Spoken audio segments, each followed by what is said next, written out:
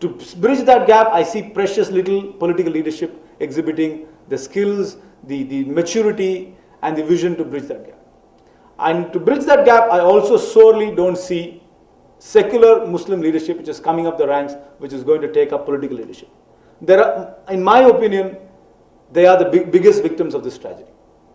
While many people die in India and many people die, I think today, if you're a young Muslim man or woman, I think it's a very difficult world to live. Because you're immediately branded. You're put into a stereotype. You might be the most secular person there, but you immediately put into a stereotype. And to break that stereotype, we are the second largest population of people who follow the Islamic faith in the world after Indonesia. We have more people who follow the Islamic faith in India than in Pakistan. But if you talk to people, even like us, you see the venom which is spewing on a particular community. How much alienation is happening.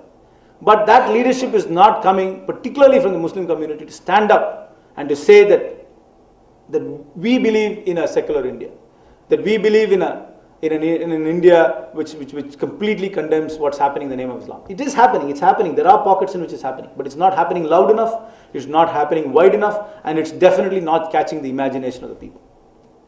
That, I think, is a huge leadership deficiency which we need to address. I think there is also a blame among the political parties, all political parties. We have really not allowed Muslim leadership to come up on the top. That is why people who are normally marginalized tend to go to their own political parties. The Dalits go to their own political parties. That's why perhaps Muslims form the Muslim League and things like that. Our political parties don't allow true Muslim leaderships to come up. And I think that's a huge crisis which we will face. If there are two areas in which I would like to see new leadership come about, I would like to see leadership come from the English-speaking upper middle class people, and to see a new leadership come from the Muslim population of India. If these two leaderships don't come up in the short run, I think you will see a far more greater alienation of these two sections of society, more and more from the political mainstream. And especially when the election results come, again you will be lamenting the fact that there's so many people with criminal records got elected, and so many people who don't have educational qualifications didn't get elected. You'd have the usual response to when you see the composition of the parliament which will happen. Do I see that change happening within this parliament? No, I don't see that happening within the next election. But if people come forward and are willing to spend the time, willing to make the sacrifices, and I see a great sea of change happening in the years to come. I have to say a few words about freedom of expression because that was also given to me, and I would like to again weave that into 2611. Nowhere in the world did we see, almost a ball-by-ball commentary of a terror event being played out the way we saw it in 2611. While I am a great proponent of freedom of speech, in fact, I have a small forum called Karuthu, which we started I started with Kanimuri about 3 years ago, because there was a climate in Tamil Nadu at that time where if you express certain views, you immediately ostracized. And the particular branding you would get is if you say something, you'd be immediately branded as saying it's against Tamil culture.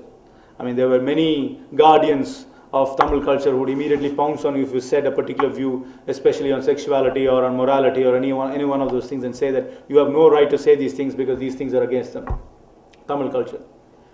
We started this forum at that time, and it's actually grown quite well on the web. Even though it is meant to be in Tamil, it's all in English. I think it's very, very difficult to type in Tamil, and so it's all in English. If you have the time, do look up www.karuthu.com. Karuthu actually means opinion in Tamil. It's actually a very, very popular blog now. It's totally non-commercial. I think at least about a couple hundred people write regularly on it every day, and there are many, many visitors every day. I'd urge you all to look it up, and it's quite lively. The debates are quite lively. Lots of people who write about various things, so it's good to do. While as much as I support freedom of speech, freedom of expression, I think while we must praise the media for coming up with free and fair and open coverage of the events in 2611, we must also say that there needed to be a little bit of self-censorship. I think the way we played out the events there, we completely played into the hands of the terrorists. What were they doing this whole thing for? They were not doing it to break the bar in the Trident. They were doing it because they wanted to get noticed for whatever they're doing it. And we gave it to them. We gave it to them by playing out everything live. We gave it to them with our hysteria. We gave it to them by showing every single blow of what was happening in the government and what was not happening in the government, the deficiencies in our system, the angst amongst our people, and how they disrupted life as we know it. We gave it to them by playing out a lie.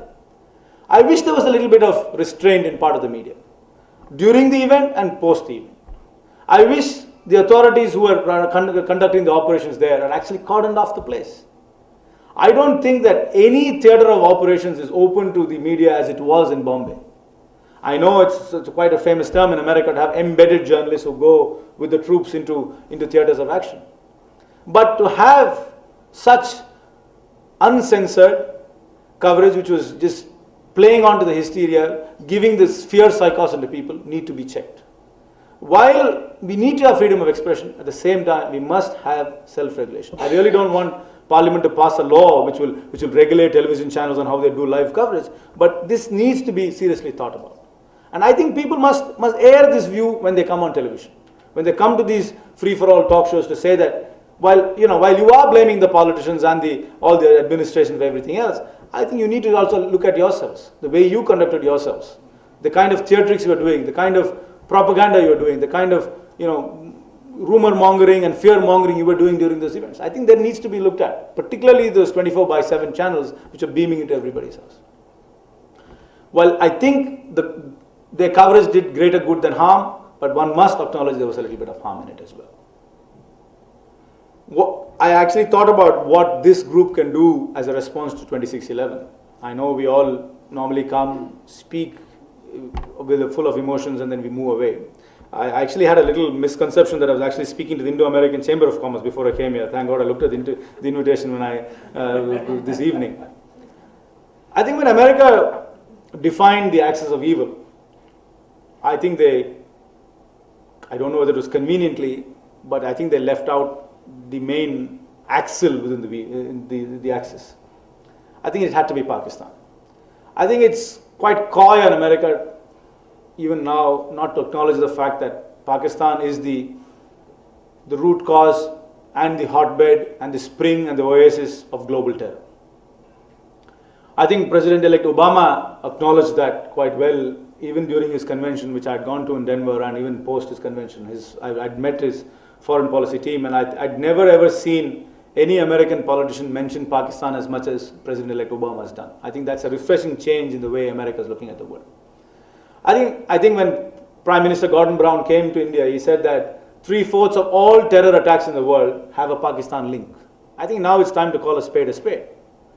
If America is really serious about tackling global terror, it needs to tackle Pakistan. It's not North Korea, it's not Iraq, and it's definitely not Iran, and it's not Cuba. What America did to Cuba, what America is doing to North Korea, what America is doing to Iran, it must do to Pakistan. We must do almost a South Africa on Pakistan.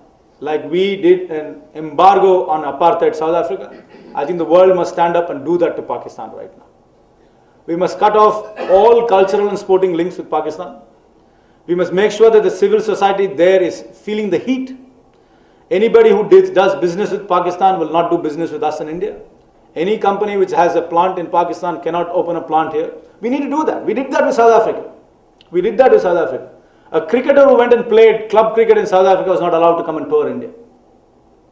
We were so against South Africa, the apartheid regime in South Africa. We in India were completely, even if you notice our passports earlier, I know it's now not the ones, it said valid everywhere except in the Republic of South Africa and Israel, or it used to. Then Israel went off and then it was just South Africa for some time until Nelson Mandela was released. But that's eventually what brought down the apartheid regime in South Africa. It was the sanctions. I know sanctions sometimes work and sometimes don't work, but that message needs to go. That message needs to go to the civil society in Pakistan. You can't continue to be a state like this. You can't be an ungoverned, failed state forever. You need to rebel within your system. You need to strike down these terror camps. You need to shut down these terror camps. You need to take action there. And how are we going to provoke them to do that? Until we disrupt life as they know it. I'm not ever advocating that we go to war with Pakistan. I think that will be naive and definitely not a 21st century way of doing business. Definitely not a 21st century Indian way of doing business. It might be American way of doing business, but it's not an Indian way of doing business. We don't want to go to war, but we need to do what we did to South Africa during the apartheid regime. And we need to, and if this group ever wants to do something, I think you need to go and lobby America.